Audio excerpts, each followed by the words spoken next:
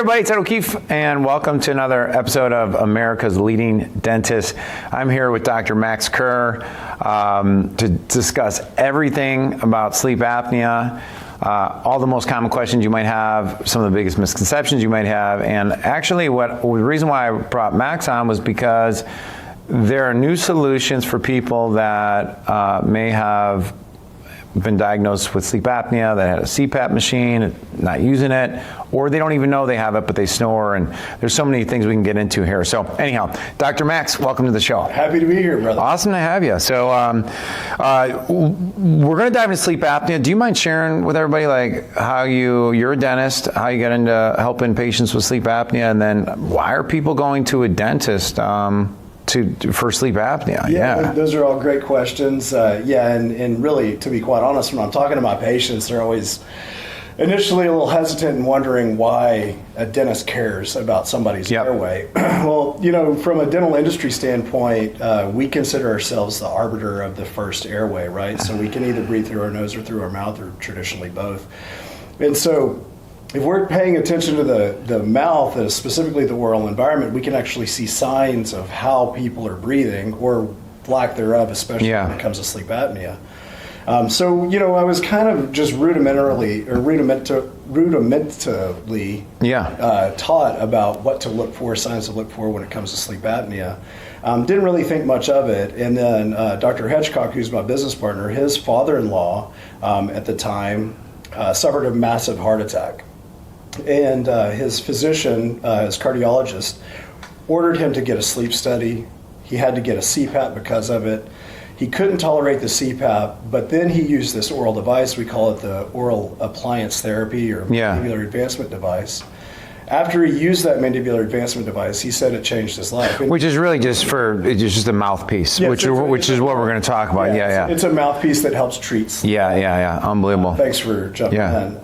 And so he got a mouthpiece to help treat his sleep apnea, and he came back to Brandon, and he was like, man, this thing has changed my life. Wow. You can actually see it, right? Wow. He lost 40 pounds. He was more active, more present, more aware, and just a better appearance in general. So Hitchcock came back with a whole lot of excitement and fire about it, and me being a business partner, I started looking into it as well. So you guys were just practicing dentists, general dental practice? Yes, sir. Wow. And then I found out that I had sleep apnea, and as I look back into my... That's crazy. Yeah, exactly. And then, as I look back into my family history, I noticed that my grandfather snored, my father snored, and there was a general kind of health issue going on with all of them. So I ended up getting tested, and I had sleep apnea, and so I became a patient myself. And so once I felt the power internally of what treating sleep and sleep apnea did to me, then I really drank the Kool-Aid, and full force, and just really, really care about improving lives through the power of sleep. Yeah. Well, let's just talk briefly about this.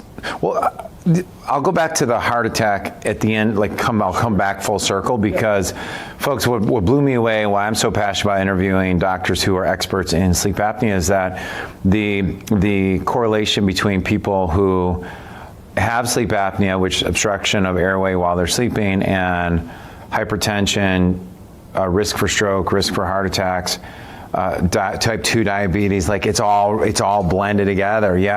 So let's talk about you first, and then we'll talk about what you see with your patients. What were the symptoms you were experiencing that even kind of got you intrigued to be like, okay, maybe what am I doing? Look at me. Well, first and foremost, one of the signs of sleep apnea is clenching and grinding in the night. We don't know really why this happens. We tend to think when the airway collapses, the body's compensatory mechanism is to bring the teeth together. When the teeth come together, they engage in the muscles of the upper airway and open up the airway. So if the airway closes down, we bring our teeth together, airway opens up. So it's the body. So clenching, I'm going to say it clenching the teeth is when you're stopping to breathe, is one way of your body saying, hey, we got to intervene here. We need oxygen. Yeah, exactly. You got to do something. If you go through an apneic episode or the airway closes down, the body says, hey, I'm not having enough oxygen. Teeth come together and institute that breath again. That's the theory, at least. Well, so what I was doing in the middle of the night is I was biting on the sides of my tongue. My tongue is too big for my mouth, and that's why I think I have sleep apnea. Wow. We can get into that later. Yeah. But so I was biting the sides of my tongue, and I thought, okay, something's up here. took a sleep test, came back with positive for sleep apnea, but then I started looking kind of backwards into my life. Well, I have low testosterone, and I also struggle just in motivation, and I have difficulty managing weight. So these are all kind of not a lot of people think it's like you said, high blood pressure, snoring, stuff like that. Yeah. Well, for people my age, I'm 44. I'm a 44-year-old man, low testosterone, struggle to get off the couch, difficulty managing weight. These are all signs as well of sleep apnea. Yeah. And so then I kind of put 2 and 2 together. I was like, oh, that's what I've been dealing with. And come to find out, I've probably been dealing with this my whole life. Right. So I don't know how deep you want to get. Well, just why don't you keep going? Because I think this is like, if I'm a few years ahead of you, age-wise, but I could relate to all the symptoms that you're mentioning. Yeah. And then if you look at most men, so we're talking about men, and then one of your other doctors here is Dr. Jenny Tran, which if you haven't watched that interview yet, we just talked about how sleep apnea is affecting women. So we'll go deeper on men in this episode because I think it's super important. I think a lot of men feel like, okay, I'm in my early 30s, mid 30s, I'm gaining a little more weight, I'm a little more lethargic, so I'm drinking more beer, I'm eating more carbs, and you go on that cycle. You may also have an airway issue, and then that might go for 20 years, and you're 53 finally like intervening with it because you have high blood pressure, right? Exactly. So I think it's important. So go as deep as you like with it, and we'll go from there. I'd like to start with one of the reasons we have sleep apnea. So oftentimes, and this is also kind of theoretical, but what we've seen is over the past 1,000 years, we've seen a gradual decrease in the lower face of humans. We don't know why. We just know 1,000 years ago, archaeologically, people had plenty of room for their wisdom teeth. Bigger jaws and stuff. Wow, isn't that interesting? Bigger jaws, plenty of room for wisdom teeth, and all the teeth were nice and straight. And so nowadays, what we see is about 60 to 80% of people have to get their wisdom teeth removed, and they have crooked teeth. Interesting. So for whatever reason, we're just seeing this gradual decrease of the lower face of humans. Now, we're all bigger than we were 1,000 years ago. And so the soft tissue or the tongue is actually being pushed back into the back of the throat. So when this happens, the airway slightly collapses a little bit. When that airway slightly collapses, it becomes a much more collapsible system, so to speak. So now all of a sudden, there's more friction in the system, and so there's more collapsing of the walls. Got it, yeah. And so the reason I say that is because when you start looking at my mouth specifically, my mouth is really, really tiny for the size of man that I am. Yeah. So my whole adult life, I've been dealing with this slightly breathing issue, and somewhere in the 30s, it turned into sleep apnea or diagnostic sleep apnea.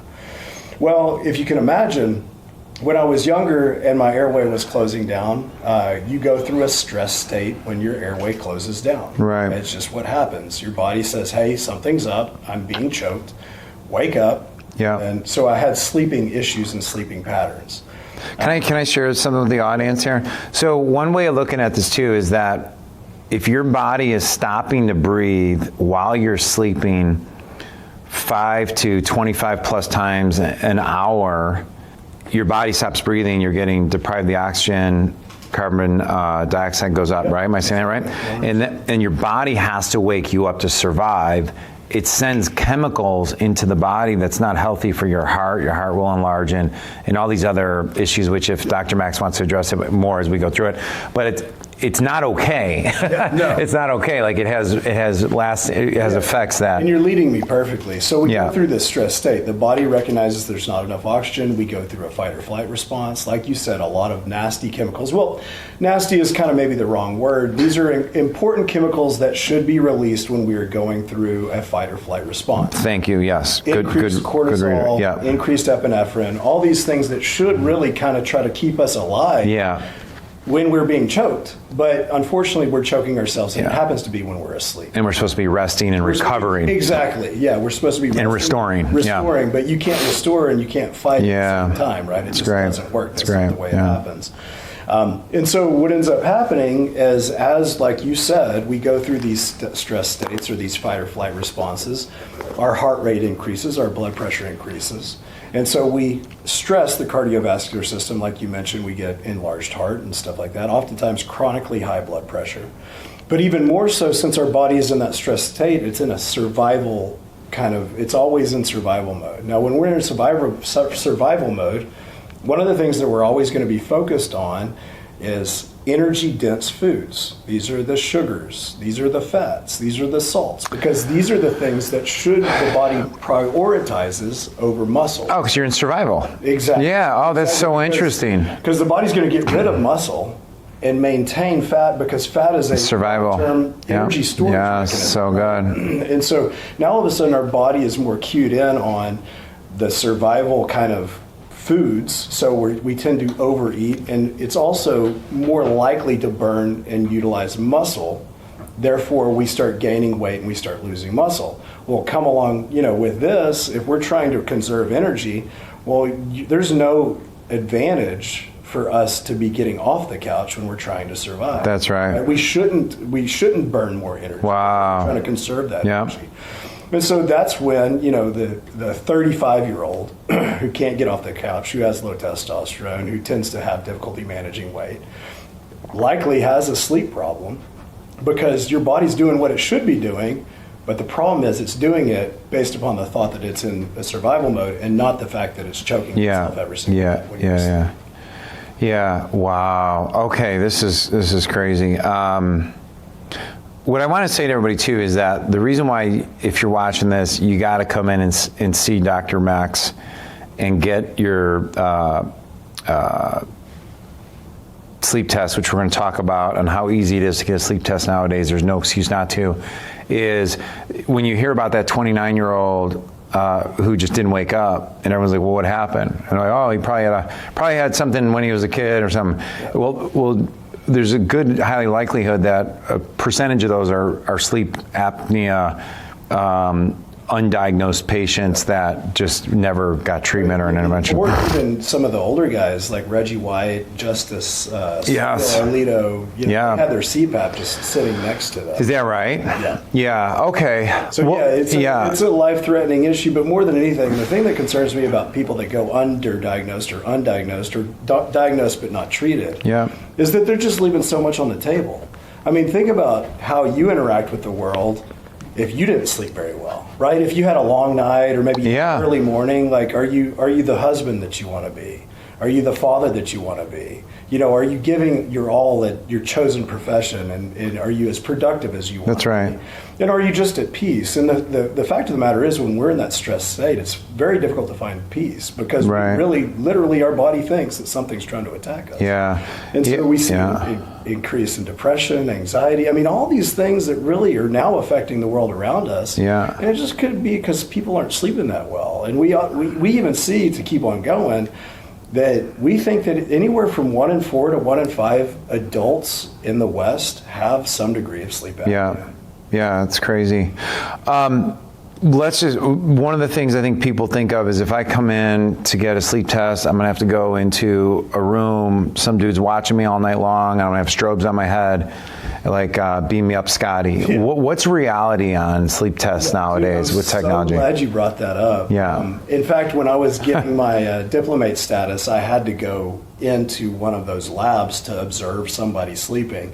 It's the wildest thing ever, man. Is that right? Yeah, I mean, you're in this room. It's kind of like a hotel room. It's kind of maybe a little bit nicer than a hotel room. But like you said, there's probably no less than had to have been at least 30 leads coming off your head, and you're wrapped up, and somebody is actually watching you sleep. I mean, there's just very little way that you can do that effectively in that situation, unless you have an extreme sleep problem. And if you have an extreme sleep problem, I definitely want to encourage people to do that. But nowadays, with the advent of modern diagnostics, we're seeing that you can do this in the comfort of your own home. Some people just need to wear a ring that tells us how their body's reacting when they're sleeping. Sometimes there's a little bitty chest belt that we use with a nasal cannula. But all in all, and to me, I think that's a more accurate picture of what people are actually doing night after night, right? And so nowadays, when you order a home sleep test, or when you order a sleep test, 90% of the time it's going to be the comfort of your own home, insurances pay for it, and it's very, very easy to do. Wow. Okay. Yeah. So you get results back within 24 hours, right? Yeah. You get like real time. Yeah, because it all gets uploaded to the cloud. Yeah, isn't that great? Okay. And so however you communicate with your the physician that ordered it, you would get those results. Yeah. Okay. Brings up a great question. So you work with a medical physician who is. How would I phrase it for like they're board certified in sleep? Thank you. That's what I was looking for. Great. So you're working with a physician, so that's comforting. And then what is the? Let's talk more about the intervention. Yeah. And how it works. Great. Yeah. So the workflow or the pathway, so to speak, is hey, I think I have a problem, or your physician says, hey, I think you have a problem. Yeah. Let's get this diagnosis, this home sleep test to find out exactly what's going on while you're sleeping. You come back with a diagnosis of sleep apnea. This could be mild, moderate, or severe, depending on how many times you stop breathing per hour throughout the night. And then the question is, well, what are we going to do about it? Yeah. There's a myriad of different ways to treat sleep apnea. There's only a couple that have a whole lot of long-term data to support their use. The first and foremost is the CPAP. The grand majority of people are familiar with CPAP. CPAP is a mask that goes over your nose and sometimes your mouth, and what it does is it introduces air into your upper airway, so that way the walls of the upper airway have some degree of rigidity based upon the change in pressure. So right. It's going to introduce air. It's kind of like blowing up your upper airway with a balloon. This is really good at keeping the airway open. It's just very, very difficult for people to tolerate. Yeah. And you probably know somebody in your life that has a CPAP and maybe doesn't use it, or has a CPAP and complains about it. I don't know anybody who uses it. Yeah, well, that's the thing. Yeah, I mean, like really, that's yeah. Yeah, and so we see that only about 40% of patients actually utilize their CPAP. So we know that there's 60% of patients that have a true diagnosis of sleep apnea, and they're not treating it. That's where this oral device comes in. Yeah. This is the mouthpiece that you talked about earlier. What this oral device does is it just brings your lower jaw into a forward position. When we bring your lower jaw into a forward position, it opens up the airway by taking the tongue off of the back of the throat. And then secondarily, since the tongue is held in a forward position, all the walls of the upper airway are now nice and tight. So it's kind of like, the way I think about it is like a fitted bed sheet. If you took one side of that fitted bed sheet in and then you pull on it, all the wrinkles go away. So now all the loose walls of your upper airway are now nice and tight. So now you can effectively breathe. Well, it's like watering your garden. Yeah. You pull the hose and you lengthen it out so it's straight. Exactly. And if it's if it's got kinks, you can't. The water's not getting through. So you go and you straighten it out. You pull it out, and now you got full flow. It's very okay. That's great. It's all it is fluid dynamics, right? We have to open the hose. Yeah, I love it. And so now that the hose is open, what we see is it's 75% effective according to our data internally. So we see that 7 out of 10 patients will find benefit with this device. Wow. Traditionally, we do very well with young men, young fit men. We do very, very well with females.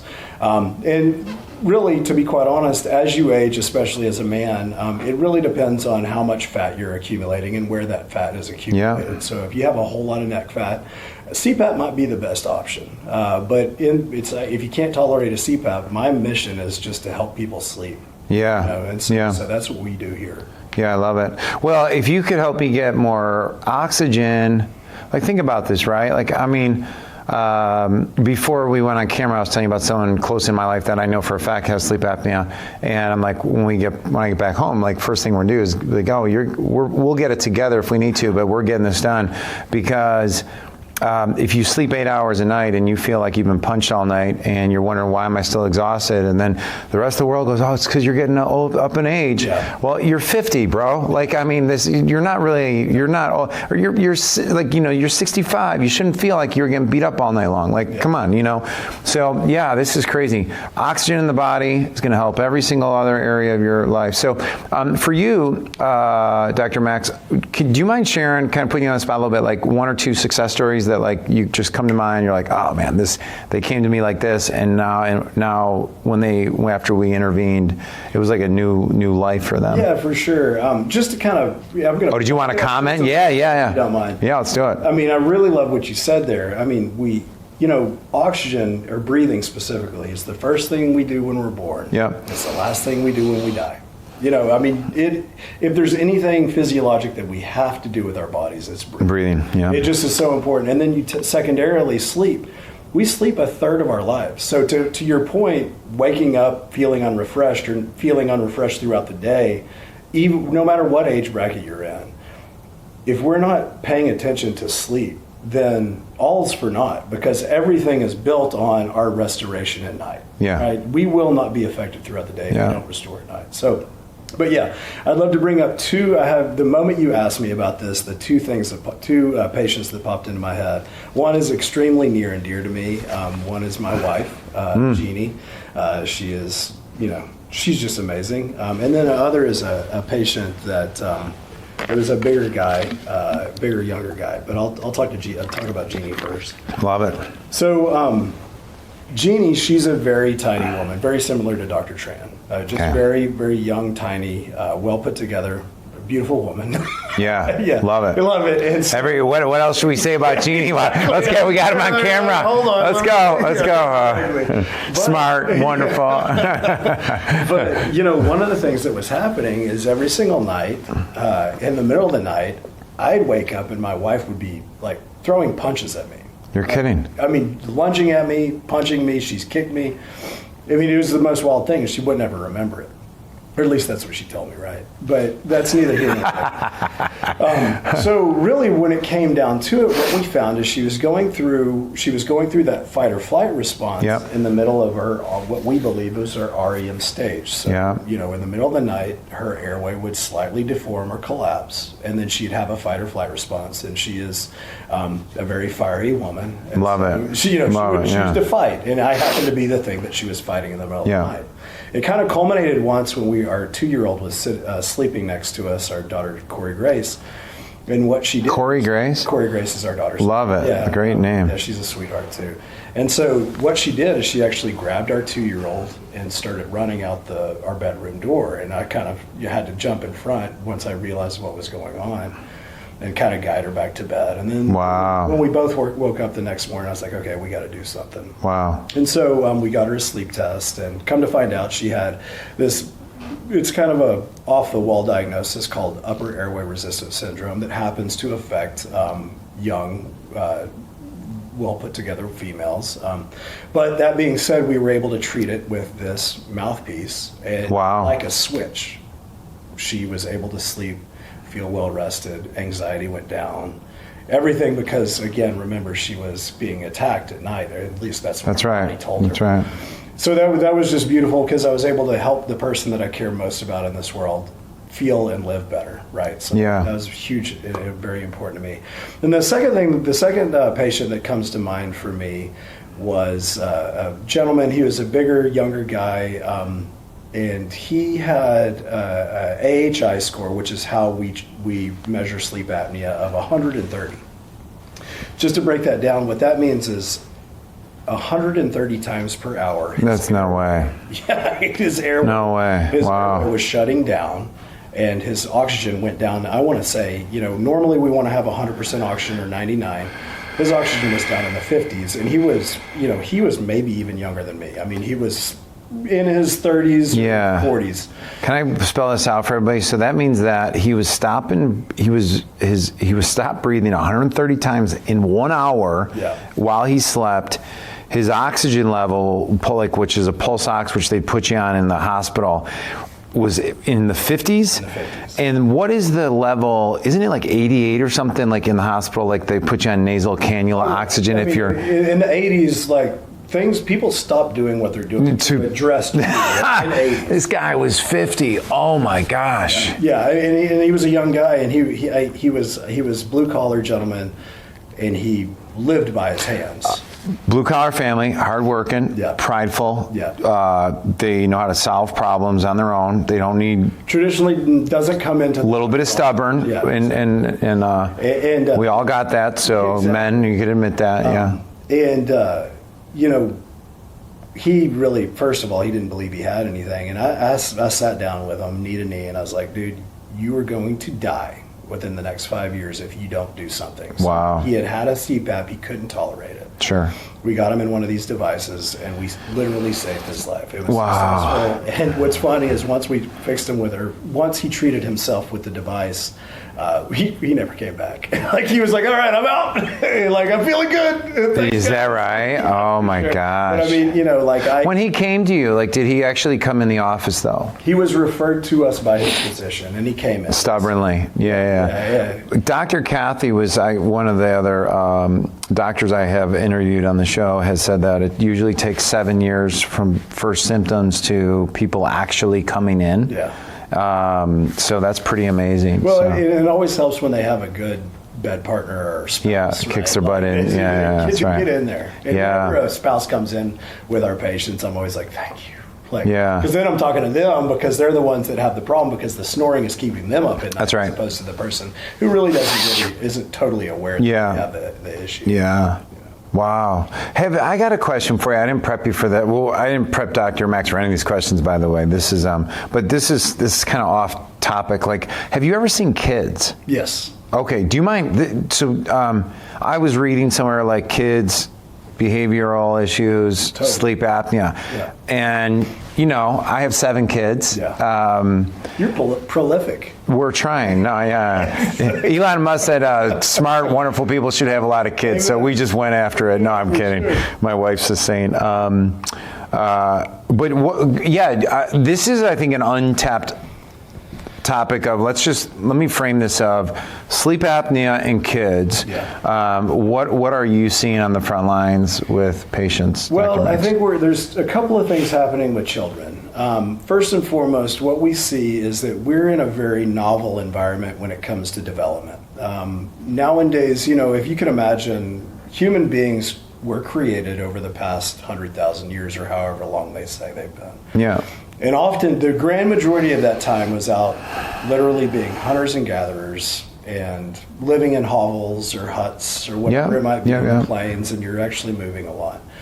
Well, now we're in kind of these boxes that with recirculated air, and so what we see, and not to mention a bunch of the environmental toxins with the carpets and the refrigerants and all the things that are just sitting it around. Yeah.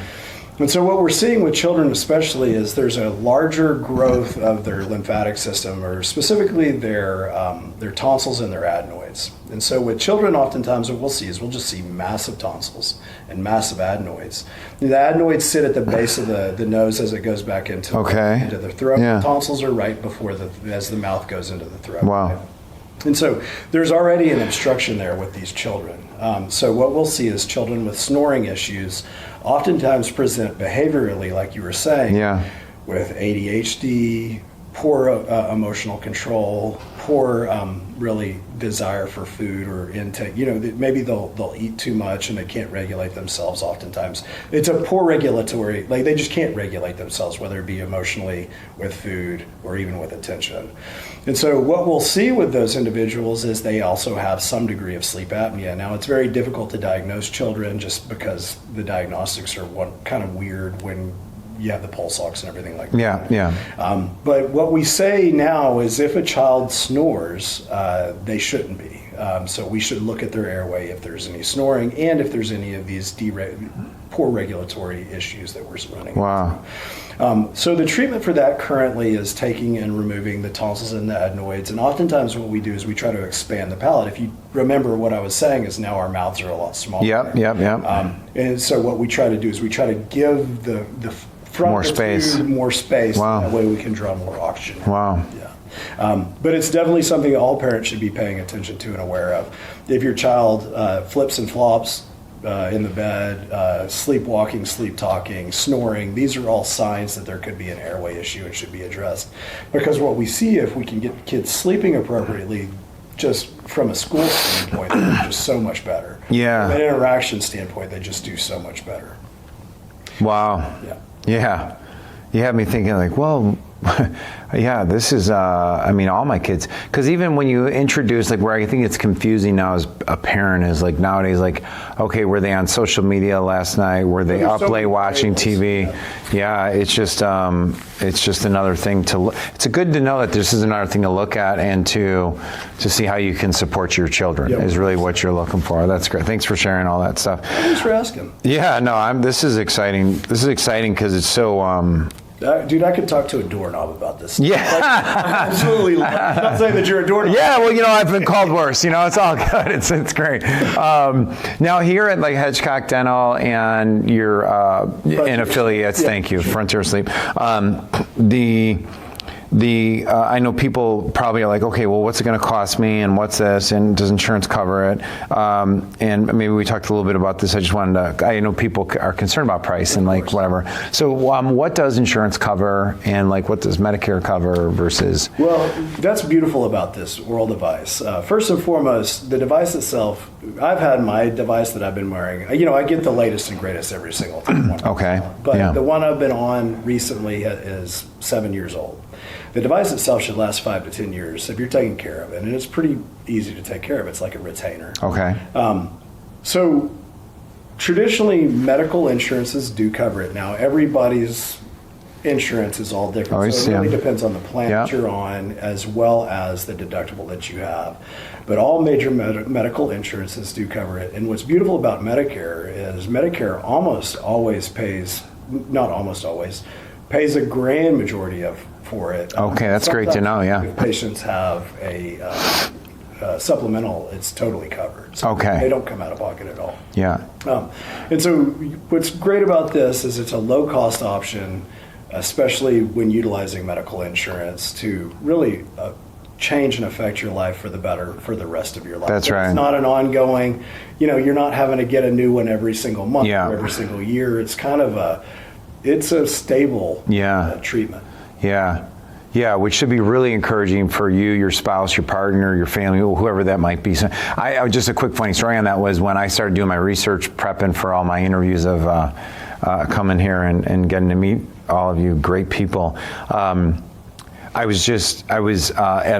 I coach volleyball and I'm with my kids all the time. My daughter plays volleyball. Oh, really? I'm trying to get her to do an overhand. Oh, dude, send me a video. I can help in a heartbeat. Okay. Yeah, no worries. It's the toss. It's always the toss first. Yeah, It's toss and then friction on movement. I'll tell you off camera. I'll tell you all about it. I have to charge these people to listen to our volleyball talk.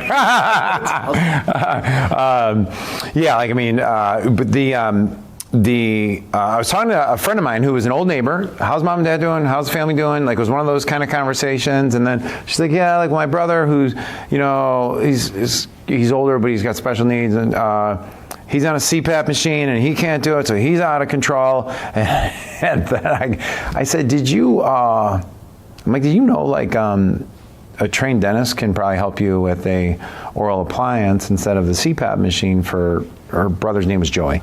And she's like, no, I've never heard of that before in my life, which blew me away because I'm like, I know, in the work we do, like I know dozens of dentists that do that. And then she's like, well, my brother-in-law, and then she went through like all the people she knows that are CPAP intolerant, they can't do it. Yeah. And I'm thinking like, man, all we got to do is just help educate people, like, because everybody watching this has people in their life right now that you're going to see today. It's just unbelievable that it can really impact people. One thing that you were just talking to me, the one thing that we didn't touch upon that I think is always important, especially as you talk about the Medicare population and aged people in your life. If you have sleep apnea, you're much more likely to have dementia and Alzheimer's. And the reason this happens... That's huge, man. Yeah. I try to stay healthy. I don't want any sort of heart or diabetes or anything, all the things that could affect sleep apnea or that could be affected by sleep apnea. But man, I'm telling you, what scares me more than anything is have a body and not have a mind. That's just fundamentally just so scary to me. And if we just sleep really well, and if we don't wake up in the middle of the night, we're less likely to have those things. And so I think for the grandparents or maybe even the special needs child, we got to remember we're playing the long game here. If we sleep well every single night, then we're much more likely to be aware on the back end of life. And to me, that's when you get to hang out with your grandkids. That's right. You can have a brood of them. I hope so, man. Yeah. I want to remember their names. I want to remember. Yeah. You want to be the young version of your older self. Amen. I never ever. That's what's a writer downer there. What have we not covered? I mean, this has been a great time together. I know we could probably talk for hours on all sorts of topics on that. Volleyball. I know. Don't get me started, man. It's like, I'm only good at a few things. One of them is coaching volleyball. optimism, all that really cool. Oh, this is what I want to ask you. So, if there's any physicians watching, and they're like, okay, I've always been resistant working with a dentist on referring people to you, or when people go to their general practitioner, or they go their checkup, and maybe they ask about you guys and stuff like that.